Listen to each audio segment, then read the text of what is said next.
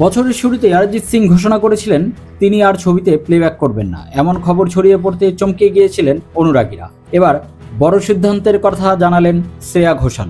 মেরে ঢোলনা থেকে চিকনি চামেলি ভিন্ন ঘরানার অসংখ্য গান গেয়ে অনুরাগীদের মুগ্ধ করেছেন শ্রেয়া ঘোষাল। তবে সম্প্রতি এক সাক্ষাৎকারে তিনি জানিয়েছেন ভবিষ্যতে নির্দিষ্ট ধরনের গান আর গাইবেন।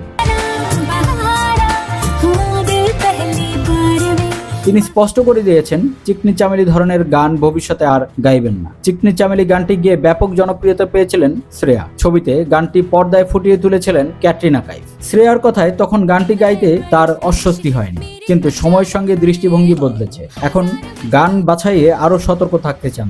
চিকনি চামেলি জনপ্রিয় হওয়ার পর তার কাছে এমন অনেক গানের প্রস্তাব আসে যেগুলো নারীদের অবজেক্টিফাই করা হয়েছে বলে মনে করেন তিনি। অর্থাৎ গানের কথায় নারীদের অসম্মান করা হচ্ছে, এমন ধরনের গান তিনি আর গাইবেন না।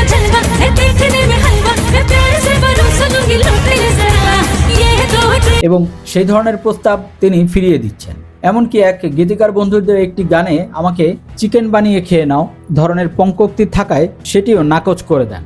এই প্রসঙ্গে শ্রেয়া ঘোষাল বলেন, এটা শুধুই মজার একটা গান নয়, এর মধ্যে শিল্পের ছোঁয়াও ছিল, তবে কিছুটা সাজেস্টিভ ছিল। সেই সময় আমি ঠিক বুঝতাম না কি গাইছি, কিছু পঙ্কোক্তির গভীর অর্থ বোঝার মতো পরিপূর্ণতি বোধ ছিল না।